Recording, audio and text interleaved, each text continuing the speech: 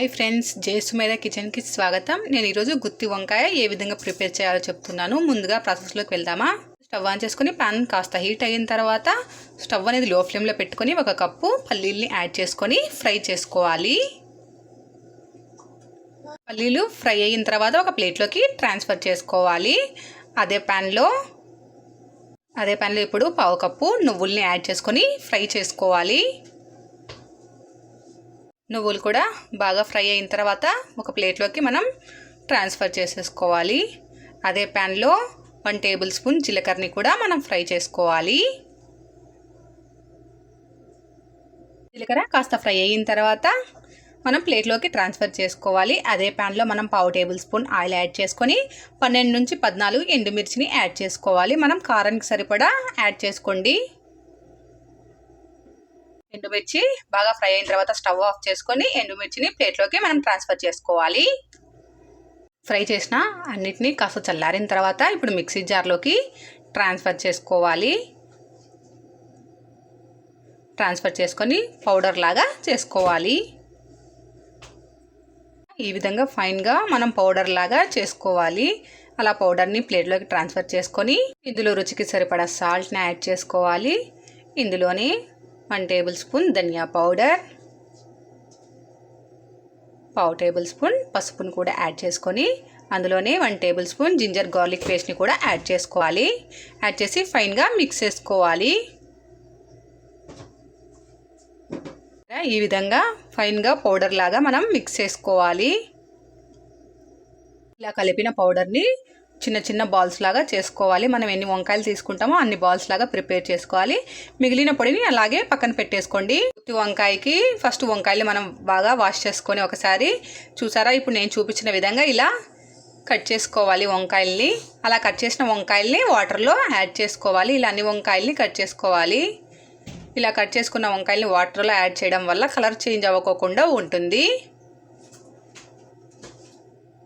వంకాయల్ని కట్ చేసిన తర్వాత ఇలా ఈ విధంగా అనేసుకొని మనం ప్రిపేర్ చేసుకున్న స్టఫ్ని ఈ విధంగా వంకాయలోకి స్టఫ్ చేసుకోవాలి.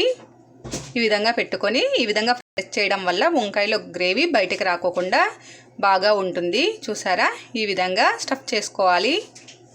ఇలా అన్ని వంకాయల్ని స్టఫ్ చేసుకొని ఇలా ప్లేట్లో పెట్టేసుకోవాలి. ఇప్పుడు మనము ఒక వెడల్పాటి ప్యాన్ తీసుకొని స్టవ్ పైన ప్యాన్ పెట్టేసుకోవాలి.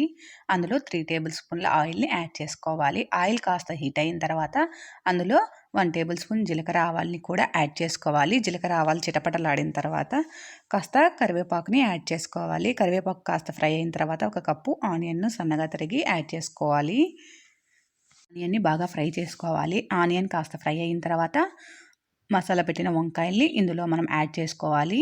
ఇలా అన్ని వంకాయల్ని యాడ్ చేసుకోవాలి. ఒకదానిపైన ఒకటి యాడ్ చేసుకోకూడదు. ఇలా పక్కపక్కన యాడ్ చేసుకోవాలి. ఒకదానిపైన ఒకటి యాడ్ చేయడం వల్ల వంకాయలు కలిపేటప్పుడు విరిగిపోతాయి.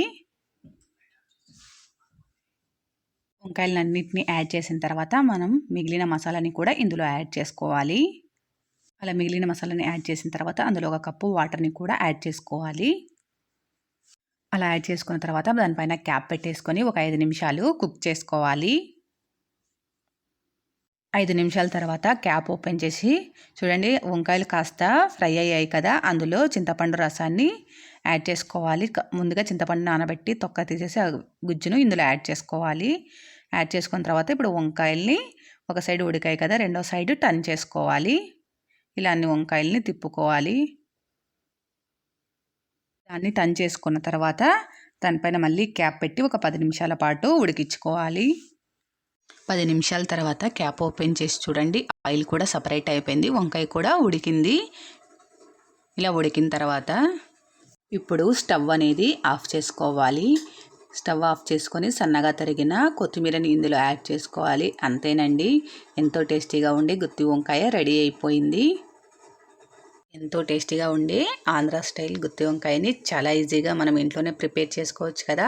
మీరు ఒకసారి ట్రై చేయండి, ఎలా వచ్చిందో నాకు కామెంట్ చేయండి.